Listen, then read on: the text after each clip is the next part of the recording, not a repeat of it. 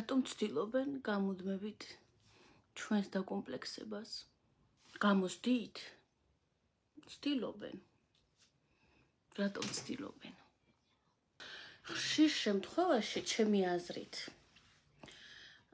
ადამიანები შენ იმიტომ კი არ გაკომპლექსებენ, რომ შენ მართლა გაქვს რაღაც მიზეზი საამისოდ.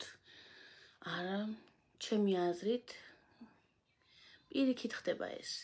იმიტომ გაკომპლექსებენ, რომ შენში ანათებს ის, რაც მათში ვერ ანათებს, ან არ ანათებს და ცდილობენ, რომ აი ეს, რაც შენში ანათებს, ის რამენაირად ჩააქრონ. რამდენჯერ გითქვამთ თქვენი თავისთვის, რომ საუკეთესოები ხართ, კარგები ხართ.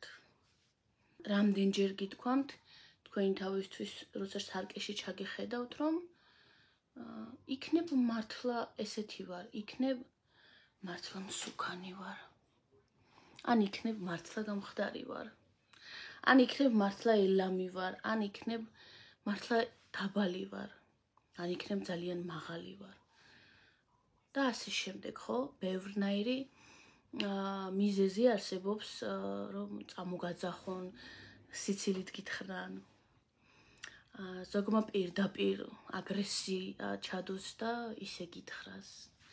მოკლედ, დღეს ჩვენი სასაუბრო თემა იქნება, რატომ ცდილობენ ჩვენს დაკომპლექსებას. მე და თქვენ დიდი ხანია ასე არ გვისაუბრია, ვინც ჩემი ძველი გამომწერები ხართ, გახსოვთ, რომ ჩემს საძინებელში თბილისში მედგა სავარძელი, სადაც აი ესე გემრიელად ჩამოვჯდებოდი ხოლმე და ძალიან ბევრ თემას ჩავშლიდით ხოლმე ერთად, ძალიან ბევრ საინტერესო თემას.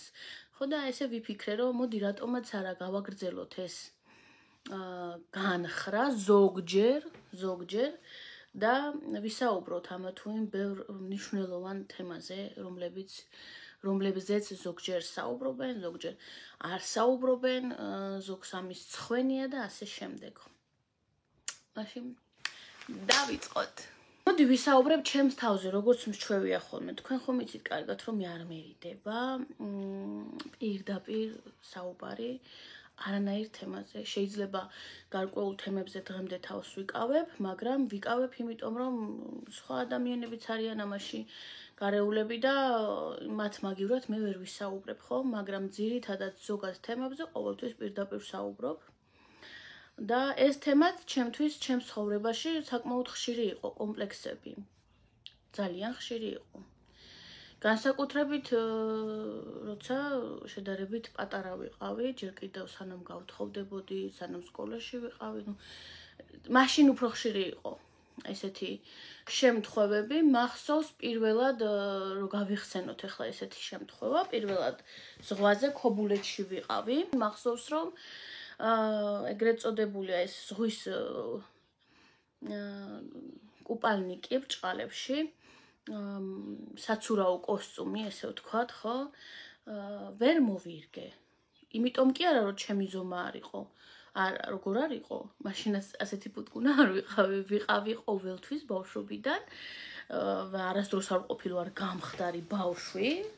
ყოველთვის ვიყავი პუტკუნა, მაგრამ ჩემი ზომა საცურაო კოსტუმები იყო. მაგრამ მხოლოდ შევძელი ბუსჰალტერის ლიფის ჩაცმა, მაგრამ ქვემოთ ვერა, წელზემოთ წვრილი ვიყავი ყოველთვის, არ ვიყავი მსუქანი. ყოველთვის ჩემი პრობლემა იყო თეძოები, ფეხები. კაცის შორტი მეცვა, ესეთი სტრეიჯის, წელვადი შორტი, იმიტომ რომ ვერ გავბედე პლიაჟზე, სადაც არავის არ აინტერესებს შენი განიერი ფორმები. ჯანსაღად მოაზროვნე ადამიანებს გულისხმობ, რომ არ აინტერესებთ. ყოველ შემთხვევაში ლიკას იქ არავინ არ დაუწყებდა ყურებას, მაგრამ მქონდა კომპლექსი, რომ აი მე ვერ გავბედე და ვერ ჩავიცვი ქვედა საცვალი საცურაო კოსტუმის და მეცვა შორტი. მახსოვს და ის შორტიც რომ მეცვა და მუცელი მიჩანდა და ფეხები, ხო, მუხლებს ქვემოთ, იმისიც კი მრცხვენოდა და ამას გარშემო დარწმუნებული ვარ, ყველა ამჩნევდა. ეს იყო ჩემი ესეთი მკაფიო, რაც მახსოვს, რომ ცხვენოდა საკუთარი თავის. მაშინ ვიყავი 17 წლის. 17 წლის ვიყავი მაშინ. ეხლა რატო ხო? ბავშვობაშიც იყო შედარებით უფრო პატარა ასაკშიც იყო მსგავსი შემთხვევები. იყო ახლობლებისგანაც რომ გადასარევი გოგო ხარ, რამაზი ხარ ძალიან და აი ერთი 10-15 კილოთი ნაკლები რო იყო, გოგო ვერ გაჯობებდა. ესეთი შემთხვევებიც იყო. დახატული ხარ და აი ცოტა რო ესე იყოს, უფრო უკეთესი იქნებოდა. ან აი ახლა სკოლა რო ყველა რო ლამაზ კაბას ჩაიცმევს და რაღაც ბანკეტი იქნება, ხო? რაღაცა ის იქნება. აი შენ ვერ მოირგებ ისეთ ლამას, როგორც ხვები. იყო ესეთი შემთხვევები ძალიან ხშირად, რომ იქ ბიჭებთან ურთიერთობაში, რომ ოჯახს რო შექმნი, ან სანამ დააპირებ შექმნას, ხო, უნდა შვილების გაჩენა ხო გინდა, შენ თუ ეხლა არ მწონის ხარ, მერე შენ რო შვილებს გააჩენ, მერე რა. ესეთი პირდაპირი წინადადებები ჟღერდებოდა ჩემი მისამართით და არაერთხელ. გარკვეული ასაკის მანძილზე ეს ახდენდა ჩემზე ზეგავლენას, მაგრამ ყველანაირად ვცდილობდი ხოლმე, რომ ლამაზად დამეფარა და არ შემემჩნია, რომ ეს მე ძალიან მთრგუნავდა, ძალიან მაკომპლექსებდა, სრული ამ სიტყვის მნიშვნელობით. და არ მინდოდა, რომ შემტყობოდა, რომ მე ეს მაწუხებდა, თუმცა ძალიან ხშირად იყო მსგავსი წინადადებები ჩემი მისამართით გაჟღერებული, ეს იქნებოდა ახლობელი, ეს იქნებოდა უბრალოდ ნაცნობი, თუ ყველა აძლევდა მოკლედ თავს უფლებას, რომ მსგავსი წინადადებები გაეჟღერებინათ ჩემი მისამართით. ხო, მაგრამ დადგა მერე ეს ეტაპი ჩემს ცხოვრებაში ისეთი ეტაპი დადგა, როცა რაღაცების გაანალიზება უფრო მეტად ვისწავლე, როცა ეს აზროვნება უფრო მეტად დამეხვეწა ღმერთმადლობა და რაღაცების შედარება დავიწყე, რაღაცების გაშიფრვა დავიწყე, რაღაცებზე უფრო ღრმად ფიქრი დავიწყე და მივხვდი, რომ ადამიანი, რომელიც იმისთვის იცლის, რომ შენ დაგაკომპლექსოს და შენ ბრჭყალებში რაღაცა ნაკლებზე ხაზი გაგისვას, ეს იმიტომ კი არ ხდება, რომ შენ მართლა შეიძლება რაღაცა ნაკლი გქონდეს პირობითად, ხო? ამას მხოლოდ აკეთებს კომპლექსიანი ადამიანი. გაკომპლექსებს ისე ვის ადამიანი, ვისაც აქვს თავად კომპლექსები და არა ერთი. იმიტომ რომ მე არ მახსოვს ჩემს ცხოვრებაში 27 წლის ვხდები, რომ ვინმესთვის მეთქვას, რომ ან ცოტა რო გახდე კარგი იქნებოდა, ან ცოტა რო მოიმატო კარგი იქნებოდა, ან აი მერსედესი ყავს და BMW რო ყავდეს უფრო კარგი პირობითად, ხო? ან მარჯვენა თვალი გაგირბის და აი რა კარგი იქნებოდა იმის საშუალება რო გქონდეს, რომ ოპერაცია გაიკეთო და გაისწორო ანგელოზივით გოგო ხარ, ხო? ან ცოტა მაღალი რო იყო რა კარგი იქნებოდა, ხო, რაღაცა. არასდროს არავისთვის არ მithქვამს ეს. არასდროს. იმიტომ რომ ყოველთვის თვლიდი, რომ ეს მისი ინდივიდია, ის ესეთია, ხო, ჩვენ ხო ყველა ადამიანი, მე ეხლა შენ ვინც მიყურებ, ჩვენნაირი მეორე დედამიწაზე არ მოიძებნება, ყველანი ვართ ძალიან ინდივიდუალურები. ძალიან ინდივიდუალურები, ხო? და მე რაღაცა მახასიათებელი მაქვს თუნდაც ჩემი ზედმეტი წონა, რომელიც მე საერთოდ არ მოკომპლექსებს დღეს. და ეს თუ ვინმე ჩემს გარშემო, ჩემს მაგივრად აკომპლექსებს, ეს ჩემი პრობლემა კი არა, ეს არის მათი პრობლემა. ძალიან ახლობლებისგანაც მენიან ჩემს მიმართ კი ძალიან ბევრჯერ, რომ იქნებ დიეტაზე დადგე, იქნებ მომისმინეთ არასდროს არ ვიტყვი იმას, რომ ზედმეტი წონა ვაუ რა მაგარია და მოდი ყველა მოვიმატოთ წონაში. არა. ეს იმიტომ არის ცუდი პირველ რიგში, რომ ჯანმრთელობას უშლის ხელს საშინლად. ეს იქნება გული, სისწარღვები, დიაბეტი, ძალიან ბევრი დაავადების ხელის შემწყობი ფაქტორი შეიძლება გახდეს. და ცუდია.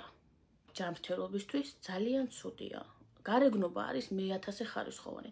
გამხდარი იქნები თუ პუტკუნა იქნები, მოგივა ასაკი და მოგივა დრო, როცა აღარ იქნები ისეთი ლამაზი, როგორიც იყავი. ასე რომ შენი წონა შენ სილამაზეს ვერ შეგინარჩუნებს, რამდენი პარამეტრებშიც არ უნდა ჩდებოდე, მოგივა ასაკი, როცა აღარ ახარ ლამაზი და ეს უნდა შეიგნოს ადამიანმა, ხო? ამიტომ თავარი მიზეზი არის ჯანმრთელობა, ხო? არც ზედმეტი სიგამხდრე ვარ გაჯანმრთელობისთვის, არც ზედმეტი სიმსუქნე, მაგრამ ეს იმის უფლებას არ უნდა აძლევდეს ადამიანს, რომ შენ სხვა ადამიანს რაღაცები მიუთითო. შენ შეიძლება გონებაში გაიფიქრო, ჯერ რატო უნდა გაიფიქრო და მაგაზე დრო რატო უნდა დაკარგო, მაგრამ შეიძლება გაიფიქრო, რომ აი, კარგი იქნებოდა, რომ ეს ესეთი ყოფილიყო და არა ისეთი, მაგრამ შენ ამის ხმამაღლა გაჟღერების უფლება, ამისი უფლება შენთვის არავის არ მოუცია. ეს შენი საქმე არ არის, საერთოდ. ქონია ადამიანთან შეხება, რომელიც ჩემზე ფინანსურად ბევრად მეტად წინ იდგა და მას ესეთი რაღაცა გაუჟღერებია, რომ აი მე აი ამ ბრენდის ტანსაცმელს ვიცმევ.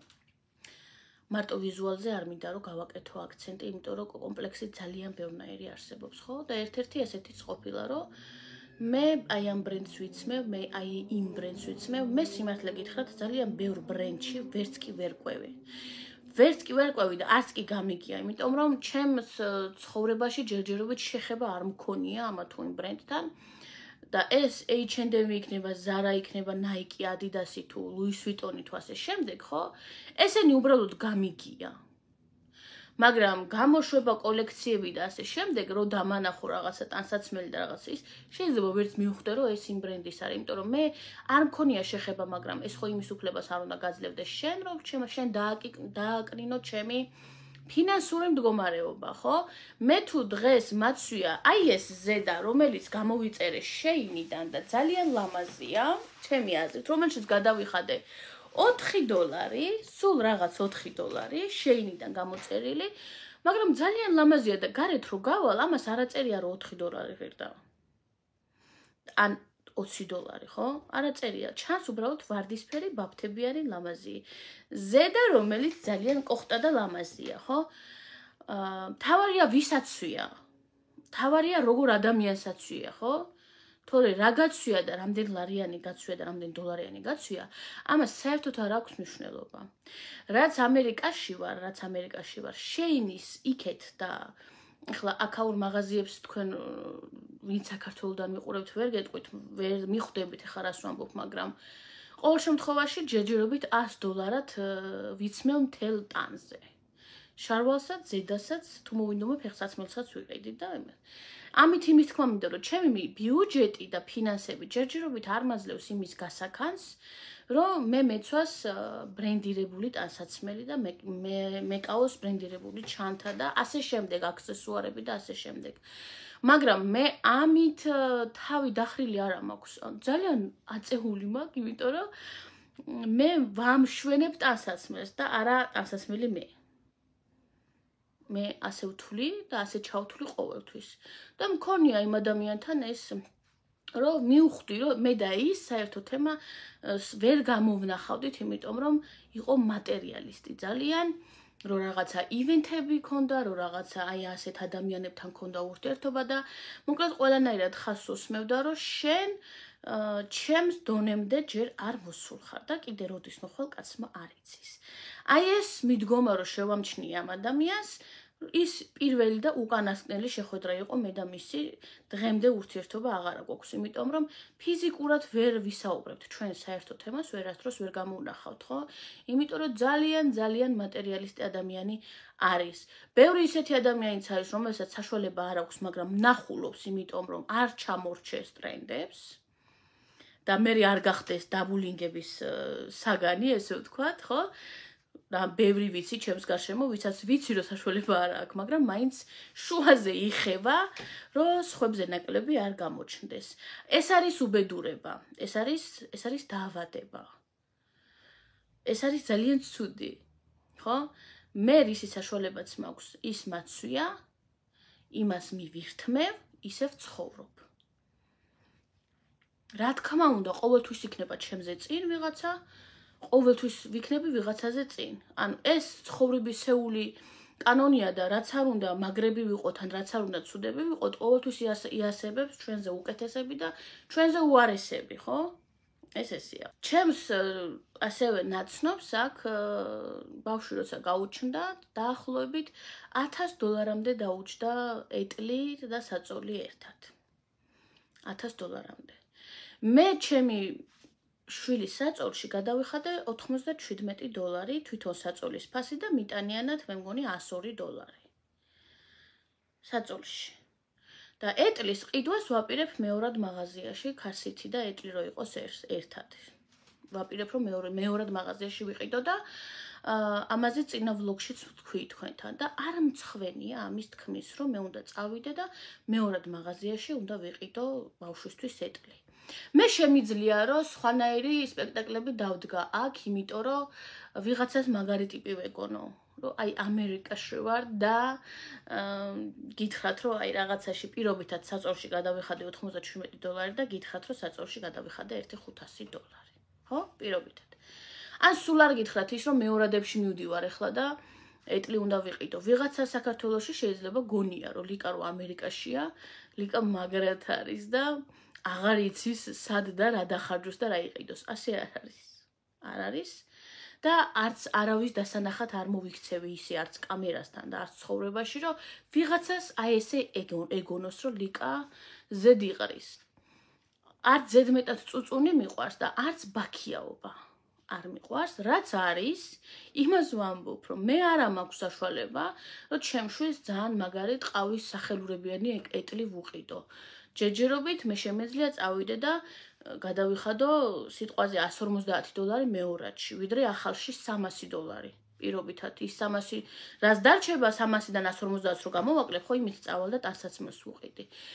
როგორ სადამდეც მწდება საბანი, იქამდე ვიფარებ, მაგრამ ამის გამო შენ ხო იმის უფლება არ გაქვს, რომ მე ამაზე ხაზი გამისვა. შენ მეორადებში ყიდულობ, არა უშავს მოვა ის დრო, როცა ახალსაც იყიდი.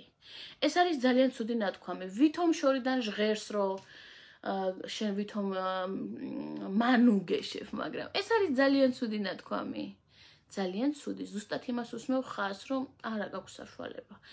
ამას იმიტომ გიყვებით ამ ყველაფერს, რომ ბევრნაირი საკითხი არსებობს, რაზეც შეუძლია ადამიანს რომ დაგაკომპლექსოს თუ შენ საკამაოდ მყარი ფსიქიკა არა გაქვს და რაღაცების გაანალიზების უნარი არა გაქვს, შეიძლება დაგაკომპლექსონ კიდევაც და დეპრესიასაც ჩაგაგდონ. ამით იმის თქვა მინდა, რომ ჩემ შვილს $1000 ეტლში გავზრდი. თუ $150 ეტლში გაზრდის მეთოდი მექნება ერთი და იგივე. $1000 ეტლში გაიზრდება ისევ ისეთი, როგორცაც მე ავღზრდი და $150-შიც ისეთი გაიზრდება, როგორცაც მე ავღზრდი. ანუ ეს ჩემი შვილის განვითარებაზე, ჩემი შვილის სილამაზეზე, ჩემი შვილის ჩამრთელობაზე, ეს $1000 ეტლი არ იმოქმედებს. თუმცა აქვე მინდა ხაზი გავუსვა იმას, რომ ვინც პირობითად ხარჯავს ამ ფულს ამ ნივთებში, იმათ არ ვაკნინებ, რა თქმა უნდა, ვისაც რისი საშუალება და სურვილი აქვს, იმას ყიდულობს. თუმცა თქვენ სწორად მიმხვდით, რასაც გულისხმობდი ამით, ხო? რომ არ უნდა დავაკნინოთ ერთმანეთი ფინანსური საკითხების გამო, ვიზუალური საკითხების გამო. არ შეიძლება, ეს არის ძალიან ცუდი. ასევე იყო თბილისში ეგეთი შემთხვევა, როცა მე სახლის შევიძინეთ, ესე ვთქვათ, და შევამჩნია ადამიანებს, რომ ატოლებდნენ კვადრატებს. რამდენი კვადრატის იყო ჩემი სახლი და რამდენი კვადრატის იყო მათი და ყოფილა ამაზე ხაზგასმებიც, რომ კარგი იქნებოდა ზალა უფრო დიდი ყოფილიყო, მაგალითად, როგორც ახლა ჩემ სახლს აქვს, ან კარგი იქნებოდა არ ყოფილიყო პირველი სართული და ყოფილიყო მეორე სართული, მესამე, როგორც მე მაქვს, ხო? ესეთი შედარებებიც ყოფილა და რა თქმა უნდა მიუმხვედრილ ვარ, რა მიხვედრა უნდა მაგას და აი შეჯიბრებები ყოფილა და იმის ხაზგასმა, რომ შენ კი იყიდე ახლა სახლი, მაგრამ მე მაინც შენზე უკეთესი და უფრო მეტი ფართი მაქვს. ყოფილა ესეთი შემთხვევები, თუმცა მე იმ 60 კვადრატ სახლში ვიყავი უბედნიერესი. რამდენი ხანიც ვიყავი და რამდენი ხანიც მომიწია ცხოვრება და მაშინ თუ 60 კვადრატში ვცხოვრობდი, დღეს და ხვალ შეიძლება მომეცეს შესაძლებლობა, რომ 120-ში ვიცხოვრო. მაგრამ ისევ ის ლიკა ვიქნები, რაც ვიყავი 60 კვადრატში, ისევ ის ლიკა ვიქნები 120 კვადრატში. არ შეიცვლება ჩემი არც პიროვნება, არც ხასიათი, არც მიდგომა. დღეს რაც ვარ, ის ვიყავი 2 წლის უკან საქართველოშიც, ხო?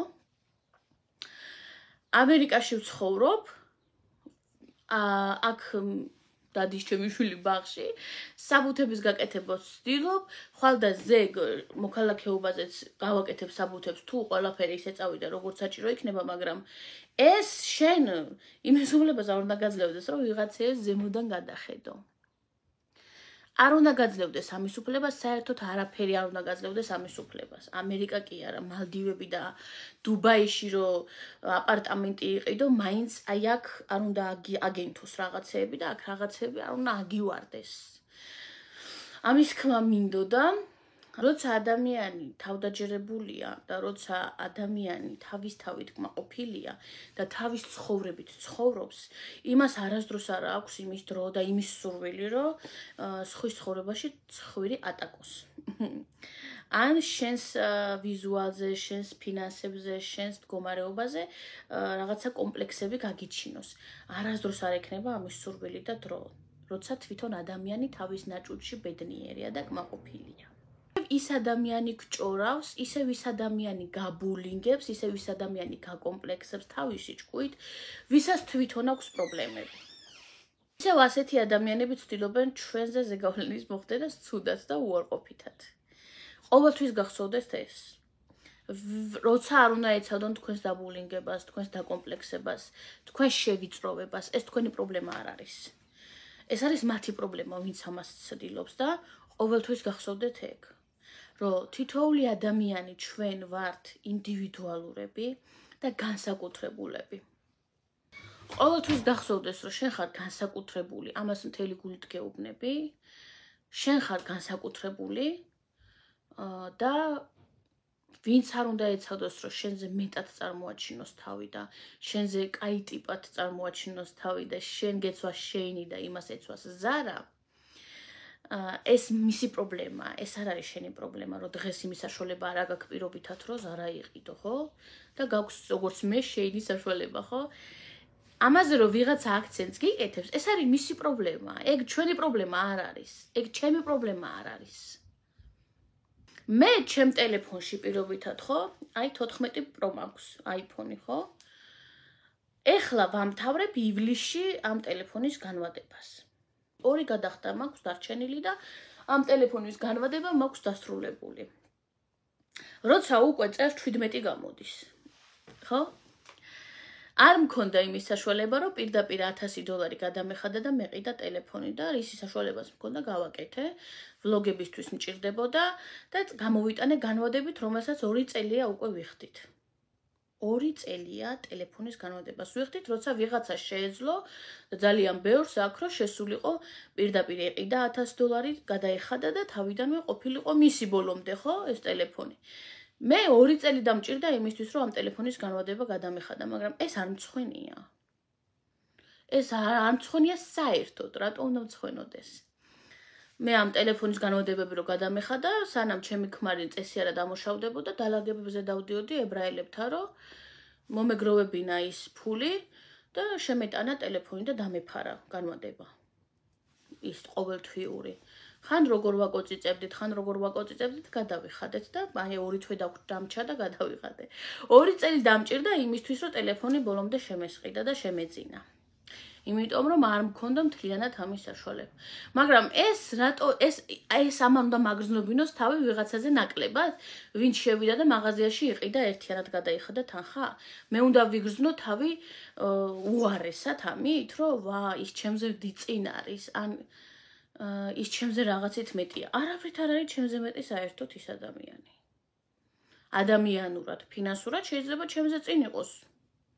აბა რა, ვიღაცას ბევრი აქვს, ვიღაცას ცოტა აქვს. ეგ ბუნებრივია, მაგრამ ჩემზე წინ ადამიანობით ვერ იქნება. ხო? ამის თქმა მინდა, ამ შედარებები იმიტომ მომყავს თქვენთან, რომ არა ხართ მარტო და არასდროს არ იგრძნოთ თავი ვიღაცაზე ნაკლებად. არასდროს არ იგრძნოთ თავი ვიღაცაზე ნაკლებად. ეს დაიმახსოვრეთ, საუკეთესოები ხართ. არავის არ მისცეთ უფლება, რომ დაგაჯეროთ, რომ მახინჯი ხარ, ღარიბი ხარ, დაბალი ხარ, მაღალი ხარ ძალიან, ოროსანი ხარ თუ შენ არასდროს არ მიცეთ არავის იმის უფლება, რომ დაგაჯეროთ, რომ თქვენ რაღაცით ხართ ცუდი. ეს თქვენი პრობლემა არ არის. ეს არის მათი პრობლემა, ვინც ამას ცდილობს. უნდა აკეთო ის, რაც შენ გინდა. შეიძლება ყველამ ზურგი გაქციოს. იმიტომ რომ ბრბოს აზრზე არ გაიარე. შეიძლება ყველამ ზურგი გაქციოს, მაგრამ თავარია აკეთო ის, რაც შენ გინდა, იმიტომ რომ ეს ცხოვრება უნდა იცხოვრო შენ. შენს მაგივრად ამას ვერავინ ვერ გააკეთებს. და მოდი ბარემ ისე იცხოვრეთ, როგორც თქვენ გინდათ და არა როგორც თქვენს დედებს, მამებს, ძმებს, დებს, ბიძიებს, ბაბუებს და ბებიებს, არ მიაქციოთ ყურადღება იმათ რა უნდათ არა, იმათ რაც უნდათ თავის ცხოვრებაში უნდა გაეკეთებინათ. თქვენი ცხოვრება გეკუთვნით თქვენ და თქვენ გინდათ უმაღლესში ჩააბარეთ, გინდათ სკოლა დაამთავრეთ, გინდათ ოჯახი შექმენით, გინდათ კარიერას მიყევით, აღორძინდით, აშენდით, ან პირიქით სტაბილურობას დაკმაყოფილდით. არ აქვს მნიშვნელობა. გინდა შეინში იყიდე, გინდა ზარაში იყიდე. გინდა ზარაში იყიდო, დაითმინე, იშრომე და იყიდი. არ გინდა ზარის პრეტენზია არა გაქვს, პირობითად ვამბობ, ზარა საერთოდ არ მომწონს, მაგრამ პირობითად ვამბობ, ხო? გინდა რომ უფრო მაღალ საფეხურზე იდგე, იშრომე ამისთვის. დაბალ საფეხურსაც ჯერდები? კი ბატონო, ესეც შენი არჩევანია. ყველაფერი შენ ცხოვრებაში არის შენი არჩევანი, აბსოლუტურად. არასდროს არ დავაბრალოთ ჩვენი ახლანდელი ყოფა იმას, რომ აი მე ესეთი ცხოვრება მქონდა და სხვა გზა არ მქონდა, რა მექნა. მე რო დღეს ცუდი ადამიანი ვარ და მე რო დღეს ვიპარავ, ან მე რო დღეს რაღაცა სხეულით ვაჭრობ, ან მე რო დღეს ლოთი ვარ, ან მე რო დღეს წარუმატებელი ვარ, აი იმიტომ არის ესე, რომ გარემოება მამშ არ შემიწყო ხელი. კი, ხდება, როცა გარემოება ხელს გიშლის ბევრ რამეში, მაგრამ შენი პიროვნების სასარგებლოდ ჩამოყალიბებაში არჩევანს მაინც შენ აკეთებ. არიან ადამიანები, რომლებიც გაიზარდნენ ნარკომანების ოჯახში და პროფესორებად ჩამოყალიბდნენ, ხო, პირობითად. და წარმატების ზენიტში არიან, თუმცა მშობლები ნარკომანები ყავდათ. მაგრამ იმ ადამიანმა არჩევანი სხვა გზაზე გააკეთა, სხვა არჩევანი გააკეთა. პირიქით არიან ადამიანები, რომლებიც პროფესორების ოჯახში გაიზარდნენ, მაგრამ დღეს შეიძლება გარეთ ქუჩაში ბარდიულზე ბომჟად იჯდეს. ხო? ყველა ჩვენ თვითონ ვაკეთებთ არჩევანს. ცოტა იღბალიც არის საჭირო, რა თქმა უნდა, მაგრამ თავარი ჩვენი ცხოვრების ღერძი დამოკიდებულია ჩვენს არჩევანზე, როგორ არჩევანს გავაკეთებთ. ჩემი არჩევანი არის, რომ ვიცხოვრო ჩემი ცხოვრებით,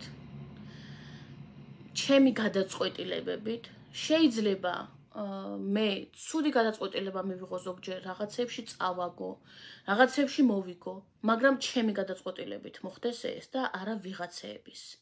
ვიღაცეებში გულისხმობ ყველას. ნათესავებს, მეგობრებს, მშობლებს, დედმამიშვილებს, ყველას გულისხმობ. ამაში მოიაზრეთ ყველა. არავის აზრი შეიძლება მე ყველას აზრი მოვისმინო, მაგრამ რას გავითვალისწინებ, ეგ ჩემი საქმეა. იმისი ქილიკის და იმისი დაცინვაც შეიძლება მოისმინო.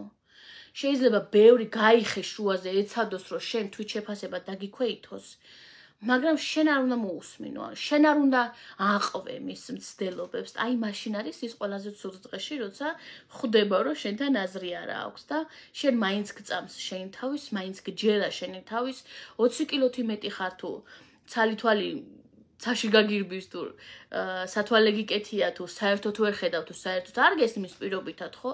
ეს ხარ შენ. და შენ ვერასდროს ვერავინ ჩაგანაცვლებს. როგორ ფინანსური მდგომარეობაც არ უნდა გქონდეს, რამხელა კვადრატულ სახლშიც არ უნდა ცხოვრობდე.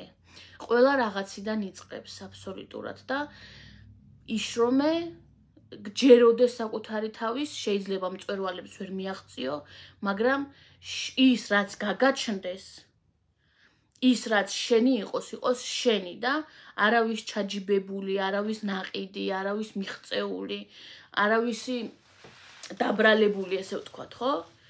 შენი ნაშრომი იყოს, შენი შეძენილი იყოს და შენ მიიღე შენი ცხოვრებას და შენი თავიც ისეთი, როგორიც ხარ. სხვის დასანახად შეჯიბრის გულისთვის, რომ იმას რო აქ მეცმინდა და იმას რო ისეთი აქ მე ხო ისეთი არ მექნებ, ანუ არ გინდათ ეს, იმიტომ რომ ცხოვრება აი ესე გაგვეპარება, ისე სწრაფად გაგვეპარება, არ გვიღირს დროის აი ამაზე დაკარგვა, რომ მე ესეთი დავმწუხრდე და დავითრგუნო ახლა იმაში, რომ მე ვერ ვყიდულობ ჩემშვილს ახალ ეტლს პირობითად, ხო? მე ვერ ვყიდულობ ჩემთვის აი იმ ბეჭედს, რომელიც მე ძალიან დიდი ხანია მინდა და ჩემმა მეგობრებმა იციან, რომ ძალიან დიდი ხანია მინდა ნიშნობის ბეჭედი, რომელიც არ მაქვს. და სულ რაღაც $200 შემიძლია გავიდე და ვიყიდო ოქროს ეგ ბეჭედი, მაგრამ არ მაქვს ჯერ იმის უფლება, არ მაძლევს ჩემი ფინანსების უფლებას, რომ გავიდე და ვიყიდო, თუმცა რაც გავთხოვდი, მის მერე ნატრობ მაგ თვლიან ბეჭედს, რომელსაც კალიცოსთან იკეთებენ და აუცილებლად მექნება. მაგრამ თავისი დრო უნდა და აი აქ აუცილებლად დაინახავთ იმ ბეჭედს. ერთადერთი სამკაულია, თქვენ კარგად იცით, რომ მე არ ვიყენებ დიდად საყურეები, ისინი ესენი არ მიყვარს. რასაც დაინახავთ ჩემზე ერთადერთი კალიცო და ხანდახან შეიძლება ვერცხლის საყურე შეამჩნიოთ, ხანდახან ისიც არ მიყვარს სამკაულები, თუმცა აი ამ ვიღაცისთვის სასაცილო შეიძლება იყოს, რომ $200-იან 2 გრამიან ნიშნობის ბეჭედზე ვოცნებობ და ძალიან მინდა რომ კალიცოსთან ერთად მეკეთოს, მაგრამ ჩემთვის ეგ არის ოცნება და ჩემთვის მიზანი უფრო სწორად და მე მაგ მიზანს აუცილებლად მივაღწევ, უბრალოდ ცოტა დროში იწელება. ამით იმის თქმა მინდა, რომ ოცნებას არავინ არ გიშლის და მიზნების დასახვას არავინ არ გიშლის. ყველაფერს ექნება თავისი დრო რა. არ დაგდრგუნოს შენმა ცხოვრებამ, შენმა ყოფამ. არ იფიქრო, რომ აი იმას რახან მეტი ფული აქვს, ის შენზე რაღაცით მეტია. არ იფიქრო თუ ეს არასდროს. ის რახან 90, 60, 90 აქვს სხეულის პარამეტრები და შენ პუტკუნა ხარ და არ იფიქრო, რომ ის რახან ესია ის შენზე მეტია. თავარი რა არის, ხო? თავარი არის განწყობა პიროვნული. ჩამოყალიბება, რამდენად კარგი პიროვნება ხარ და რამდენად კარგი ადამიანი ხარ ზოგადად. აი ეს არის მთავარი. ურთიერთობაში ეს არის გადამწყვეტი საბოლოოდ. იმ 90, 60, 90 წლები წაიღებს. წაგართმევს და საბოლოოდ რჩები შენ.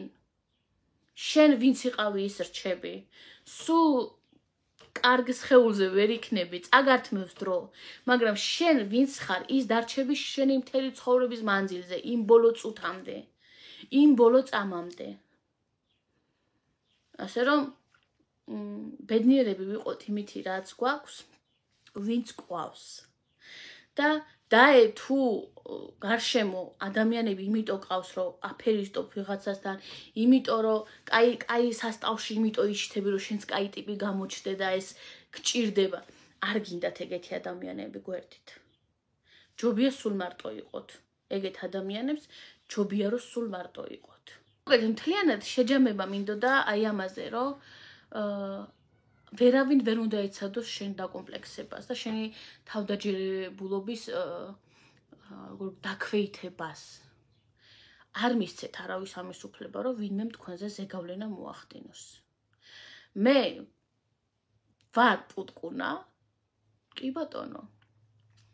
ცუდია, ძალიან ცუდია ჯანმრთელობისთვის, მაგრამ კომპლექსები არ მაქვს ამ ჩემი გარეგნობის გამო. ამას ეშველება.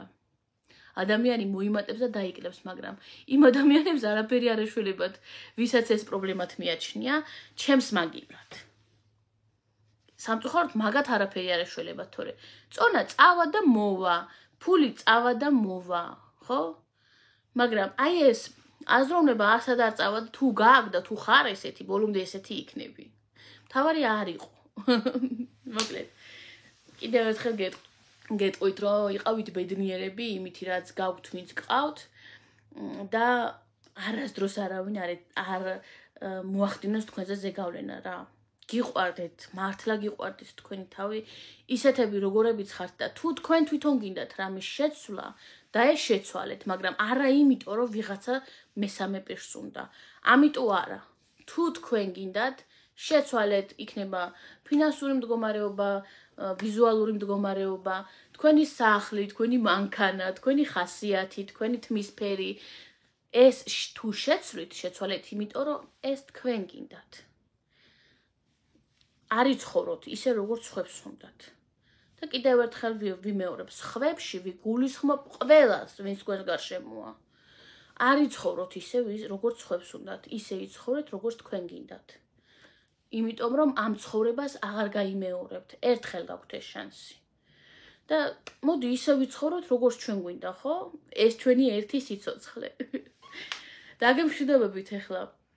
ვინც მისმინეთ ბოლომდე ყველას ძალიან დიდი მადლობა. ჩემი გულის ძახილი მინდოდა თქვენთვისაც გამეზიარებინა. ძალიან მინდოდა ამ ბოლო დროს ამ თემაზე მესაუბრა. და დარწმუნებული ვარ, რომ ჩემი ცხოვრების მანძილზე ძალიან ბევრი ადამიანი გამოჩნდება კიდევ ისეთი, ვინც ჩემს Twitch შეფასებაზე ეცდება, რომ რაღაცა გავლენა მოახდინოს და ყოველთვის იქნება ეს ორი მხრის ბრძოლა, რომ ვერ მოახდინოს, ის ეცდება, რომ მოახდინოს და ასე შემდეგ, მაგრამ თავარია ჩვენ გავუმკლავდეთ. ეს მთელი ცხოვრება ისე იქნება, ეს არ დასრულდება. ყოველთვის გამოჩნდებიან სამაგისო წვრბელები, მაგრამ ჩვენ არ მივცეთ საშუალება, რომ ჩვენი გზიდან გადაგვახვევინონ, დაგვდგუნონ, დეპრესიაში ჩაგვაგდონ და ასე შემდეგ. ყოველთვის გვახსოვდეს, რომ ეს ჩვენი პრობლემა არ არის, ეს არის მათი არასრულფასოვნების პრობლემა. ეს მათ აქვთ კომპლექსები და იმიტომ ხედავენ სხვაშიც მაგას, ხო? როგორიც ვარ, ხო ესეთია, როგორიც ხარ, გონია ყველა ესეთი, ხო? ასია, თუ შენში ის ვერ ხედავს პოზიტივს, ვერ ხედავს სიყვარულს, ვერ ხედავს ადამიანობას და ხედავს სიმსუქნეს, სიგამხდრეს, ფულს ან სიღარიბეს, ხო? ეს მისი პრობლემაა. ეს შენი პრობლემა არ არის. ბედნიერებას გისურვებთ და გიყვარდეთ და დააფასეთ საკუთარი თავი, იმიტომ რომ ამას თქვენს მაგივრად არავინ არასდროს გააკეთებს. გემშვიდობებით კოცნით ბევრს, მადლობა ყურებისთვის და მადლობა რომ საერთოდ ხართ ჩემს არხზე. დროებით.